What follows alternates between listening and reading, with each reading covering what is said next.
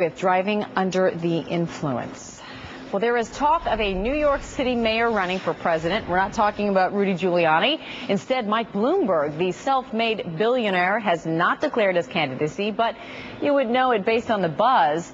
And Trent Alona is the director of foreign policy and international women's issues at the Independent Women's Forum. And Mark Walsh is a Democratic strategist and co-host of Left Jab on XM Satellite Radio. Thanks for being with us. Good morning. All right, and so the buzz really hit a fever pitch, so to speak, when Bloomberg and GOP Senator Chuck Hagel met for dinner in Washington, D.C. Then we kind of heard the rumors that he might run as an independent. Clearly, he has the money to do it. Do you think he'll actually make a go of it, though? Well, I think the question is now, if he's looking to prove that he's a fiscal conservative, a steak at the Palm is much cheaper than a presidential campaign, so he's doing a good job there.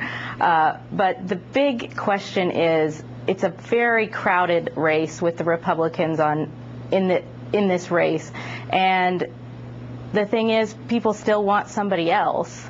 The question is, there's a lot of drama as to whether he'll be an independent, and I think most people want new leadership. Do they necessarily want a third-party run? I'm not so sure about that. And clearly when Ross Perot did it, many people thought he took away votes from the Republican in the race. But, Mark, let's take a look at Bloomberg's politics. He's anti-gun, he's pro-choice, but he's also pro-big business. So who would he lure the votes away from?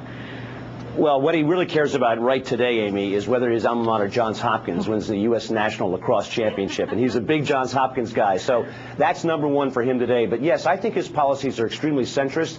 I think a lot of American voters are going to start to take a look at Michael Bloomberg because of his centrist policies. As you mentioned, there's a lot of dissatisfaction on both sides of the aisle. This man has what everyone wants, and that's the money to make a late run. Remember, all these primaries are front-loaded now. So there's a whole lot of time between having them chosen and the actual convention. And I think the American voter may say, I want a different choice, and that's when Bloomberg will step up. Yeah, and here's a weird one. If Bloomberg runs, we would have two New York City mayors facing off in a presidential race. Say Hillary Clinton's the Democratic candidate. I mean, you've got all three from New York. Who wins New York? It's a good question.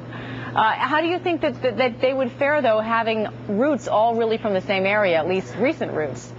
I think the difference between the people who support Hillary Clinton and who are her strong backers and the people who really support both Bloomberg and Giuliani across the nation are vastly different. So I think even from the polls you can tell people are split straight down the middle. So you've got 50% one way and 50% the other way, and it's all about voter turnout. Yeah, Mark, how do you think a third-party candidate would fare this time around? I mean, could an independent reasonably actually win the White House? I think there is absolutely no question that there's never been a better time in American politics in the last 50 to 100 years for a third-party candidate with the kind of resources that a Bloomberg or some of the others that we may talk about to give it a shot. Especially, remember who Bloomberg may choose as a running mate. There was talk about Chuck Hagel and Mike Bloomberg teaming up. So a good combo team with a centrist attitude and a lot of money behind them, I believe, yes, they could win the national election. Very interesting. Mark Walsh and Trent Alona, thanks so much for being with us.